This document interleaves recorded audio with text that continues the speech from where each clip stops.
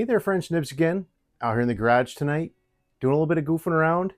It is absolute scorcher outside. It's like a little muggy in here too, but it's a lot nicer than it is outside. But we're going to do a nice thorough first impression and review on this Umarex APX NXG APX. This is the new one that they just came out with. This is the one with the multi-shot magazine. We're going to try it with the supplied magazine and with a Maple Custom Mags magazine. I'm sure it'll do better with the Maple Custom Mags, but we'll try that. I haven't even tried sticking it in there yet, but I'm pretty certain that it will do better. Let me move over just a little bit. We're going to do some chronograph numbers here, and we're going to do some trigger pulls. Trigger is very, very heavy on this thing right now. I'm going to guess in the 6 to 7 pound range, but we're going to see what we can do about that down the road. But this is, so far, I'm pretty pleased with the way this gun is working. The little pack-in scope that came with it, absolute trash. Would I say not to buy this because of that? No. I kind of expect that usually. Sometimes I'm pleasantly surprised. But I just grabbed a real quick little 4x32. This is actually a nice old Japanese brand, Japanese glass universal. But we're going to test it out. We're going to see how much it can produce. I'm just shooting the new Crosman Premier Hollow Points out here today. On the box, it says up to 800 feet per second. I'm sure that's with some alloy pellets, but we'll see what we can do here and see what kind of numbers we can put down. Let's see, I still have a few left in here, so let's go ahead and we'll shoot out what's in this magazine across the chronograph. Then I'll do a couple of trigger pulls with it, and then I'll set down the plinking range, and we'll see what kind of accuracy we can get out of it.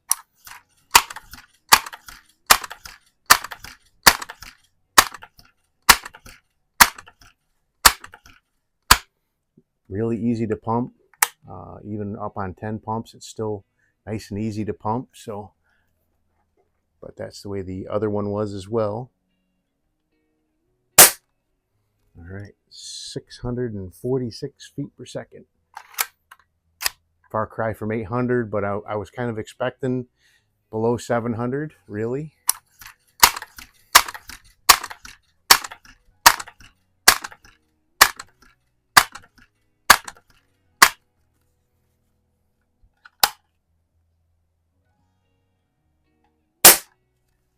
.651, and this is not anywhere near broken in yet, so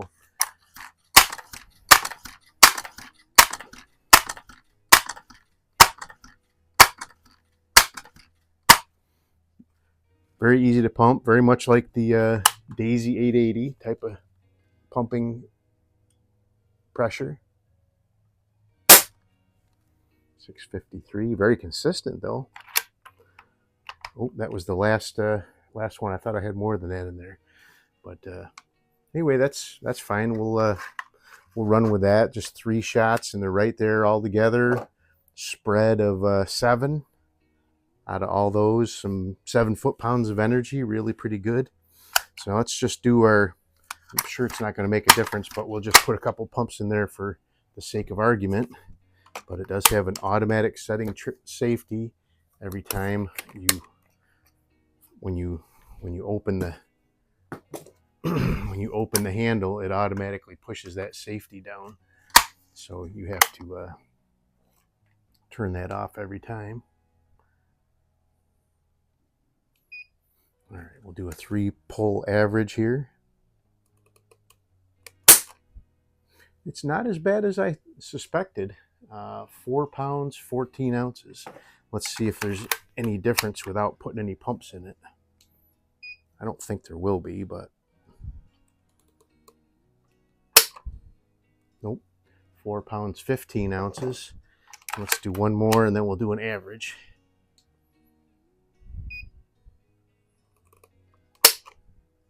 And that one was 4 pounds, 5 ounces for an average of 4 pounds, 11 ounces. So Absolutely not as bad as I was expecting, but I'm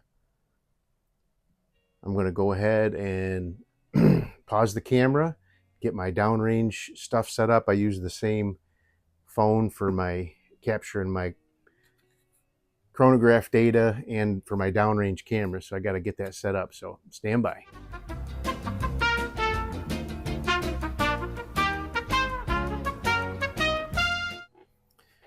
Alrighty, I am back. Got the range all set up down here. Got the usual cast of characters, a couple little splatterburst targets, my silhouettes that we like to knock down, and then a couple of paintballs for a little bit of splat. But I did load up Maple Custom Mags, so this is the one that he intends for like the Bara and several different Beeman products, several different Crossman products, any like a Benjamin Marauder. Well, let's go ahead and see how it does in here. Fits right in there nice, loads nice. So 12 shots here we got. We'll just pump it 5. 5's plenty of power for doing plinking out here. All right, first splatter burst. There we go.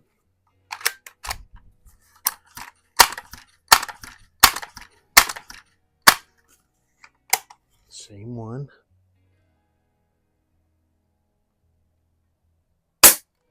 Same hole. Not a great feat of marksmanship. Only shooting 7 yards here. But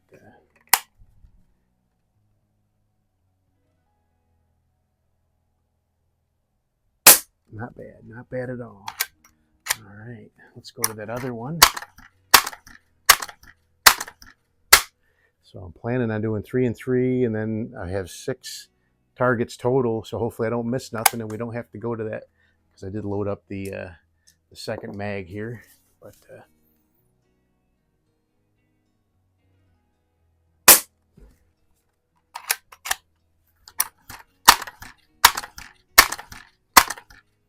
and I fully expect that this Maple Custom Mags would feed wad cutters just fine. This the magazine that came with this gun does not feed wad cutters worth a darn.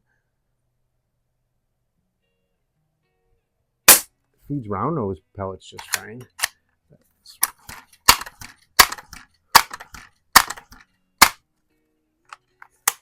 All right, so now one more on the splatter burst. There we go. All right, so now let's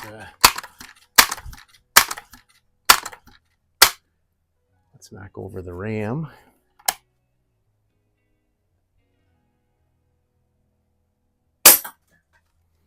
I may throw a little 3 to 9 by 40 with an adjustable objective on here, either CV Life or Orc Air. I've got plenty of them around here. This is just the first one I found that actually had dovetail rings attached to it, so I threw it on here for this test here in the garage. So seems to be doing just fine. All right, let's hit a paintball.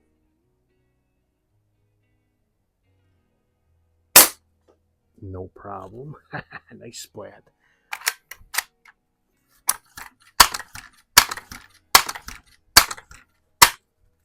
All right. What a fun little plinker, though. All right, let's hit the chicken. No problem.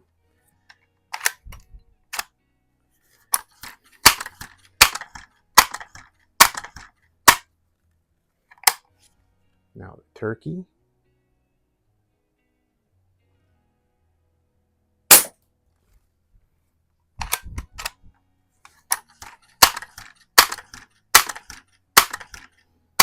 I'm really surprised that it took this long for one of these manufacturers to come out with a really budget, I mean, even the expensive one, but a budget gun that has a rotary magazine on it. We've got the Seneca Dragonfly, but it costs like $200 and some. So, but something that's sub $100 with a rotary magazine, that's pretty darn cool. All right, Pig. All right, should have one more left.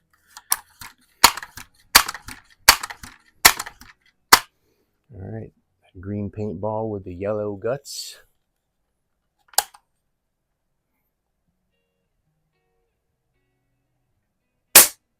No problem. That should be the last one. Let's just see. Yeah, last round hold open. The magazine that came with it does have last round hold open. I do like that a lot. It's one of those ones, and I'm not knocking it at all, but it's one of the ones you have to turn this clear cover all the way around and then put one in from the back and then start filling it as you rotate that cover back around. Typical old school magazine, but you know, we got so many other good choices, but it's nice to have choices with this thing at all. So, but there you go. Really pretty cool. Just kind of a first look, kind of shaking it down. At least the one that came with mine, the scope is absolutely useless. I tried focusing it. It is not clear. It's not clear at 20 yards. It's not clear at 7 yards.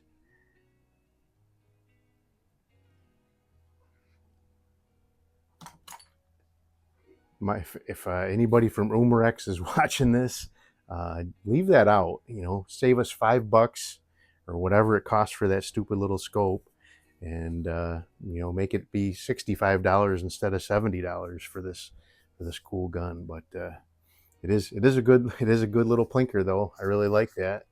And another thing we could do away with is that automatic safety. I don't know why that has to be on one of these. Anyway, I give it a, you know, a 9 out of 10. Couple of negatives: the scope, packing scope's crummy. The automatic safety's not my favorite. But as far as a cool multi-pump plinker, it's a, you know, it's the first one, the first budget one with a rotary magazine. So I give it a 9 out of 10 for sure. Very accurate. Just out here offhand plinking in the garage, didn't miss a one. So hope you guys liked the video. Stay tuned. We'll get this guy out to the range and see what we can do at like 25 yards with it. But until then, have a nice day.